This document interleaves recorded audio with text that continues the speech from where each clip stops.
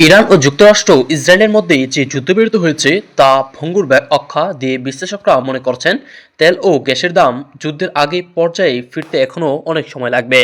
যুক্তরাষ্ট্র ইসরায়েলের হামলার জবাবে ইরান হরমুজ প্রণালী কার্যকর অচল করে দেয়। পারস্য উপসাগরের সঙ্গে ওমান উপসাগরকে যুক্ত করা এই সরু জলপথ দিয়ে মধ্যপ্রাচ্য থেকে বিশ্বের প্রায় 20% তেল ও গ্যাস রপ্তানি হয়। এই তেলের বড় অংশ যায় এশিয়ায়, কিছু ইউরোপে। এ সময় ইরান উপসাগরে কয়েকটি দেশের জ্বালানি অবকাঠামোতে হামলা চালায়। ফলে শুধু জ্বালানি দামই নয়, হিলিয়ামের মতো সহায়ক পণ্যের দামও বেড়ে যায়।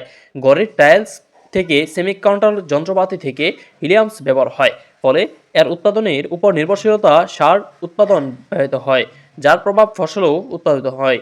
স্বাভাবিকভাবে এই যুদ্ধের প্রভাব বিশ্বজুড়েই পড়েছে, বিশেষ করে এশিয়া ও আফ্রিকার উন্নয়নশীল দেশগুলোতেও।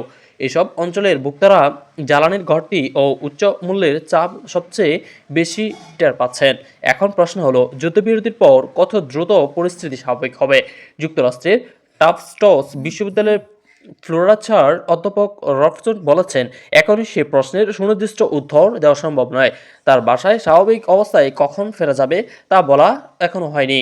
বিশ্লেষকরা বলছেন, বাজার স্থিতিশীলতা হলে হরমুজ প্রণালী দিয়ে জাহাজ চলাচল স্বাভাবিক চলতে পারে।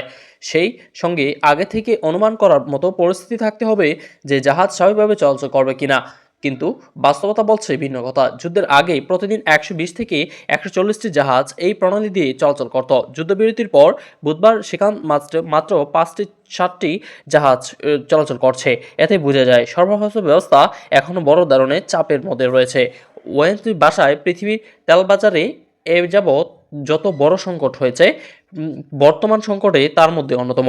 তিনি মনে করেন, পরিস্থিতি স্বাভাবিক করতে যুক্তরাষ্ট্র, চীন ও রাশিয়ার মতো বড় শক্তির পাশাপাশি সংযুক্ত আরব আমিরাত, সৌদি আরব ও ভারত পাকিস্তানের মতো আঞ্চলিক শক্তির সমন্বয় দরকার। কিন্তু বিষয়টি সহজ নয়। এদিকে হরমুজ প্রণালী চলাকালীন জাহাজে টোল আরোপ করা হবে এবং সেই সঙ্গে বিমা খরচে বেড়ে যাবে এবং আশঙ্কা করছেন তেল ও